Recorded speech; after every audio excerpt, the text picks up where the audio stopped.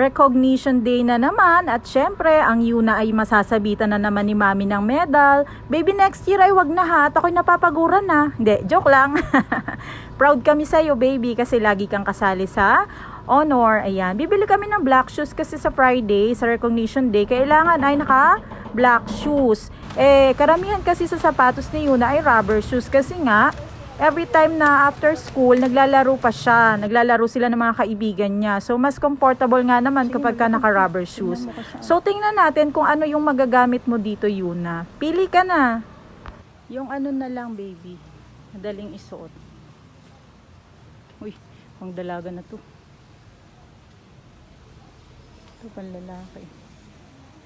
Suot mo, baby.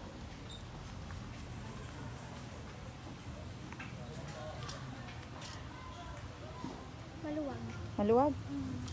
Diyan, may allowance to. Dapat nga sapatos lang yung bibilhin namin. Pwede ba namang sapatos lang? Syempre, bababa na rin kami doon sa first floor. Syempre, saan pa? Para bumili naman ng iba pang kailangan ni Yuna, katulad ng yung mga arts niya. So, ayan. Gusto daw niya is notebook naman. Sige, mas maganda rin kasi minsan yung personal kang namimili ng iyong gagamitin. Kesa palagi tayong palagi tayong sa Shopee. At nakita ko nga itong cute na ito. At nakita ko rin itong mga gunting. Hindi ko naman kailangan yan. Wala akong kailangan gunting. Hindi ko kailangan yan. O, tingnan nyo, diba? Hindi ko kailangan yan.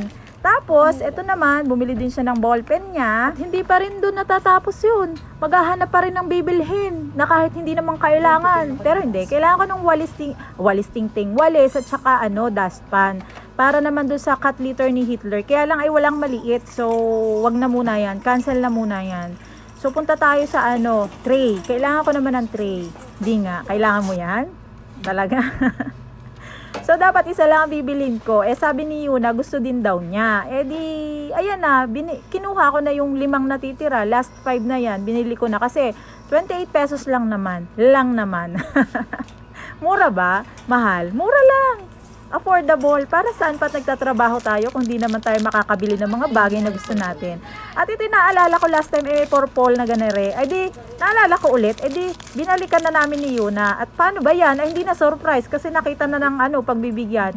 Tapos bibilhan ko na rin si Hitler Boy ng yung basahan na pwedeng isapin sa bed namin kasi kinakamot niya. May scratch pad naman siya. Ewan ba rito? Kaya lang, mahal. 260. Pagkagayan syempre, check muna tayo sa Shopee at mas makakatipid tayo doon. Tapos ito, gusto rin ni Yuna para kay Hitler. Tapos pagtingin ko na naman ng presyo ay nasa 200 plus na naman. Kamahal na naman. Di ko crochet ko na lang. So ito na nga, pagkatapos namin mamili, naglakad-lakad muna kami at gusto naman ng Yuna ng mag 7-Eleven. Syempre mapapahindian mo ba naman ang ganering bata na napaka-cute napaka-cute na napakasungit pa, hindi, joke lang. Minsan lang naman maglambing yan, kaya pagbibigyan na natin. At yan naman ay mabait na bata, hindi naman yan pasaway sa akin, minsan lang. Di uwi na kami dahil tapos na ang aming ganap.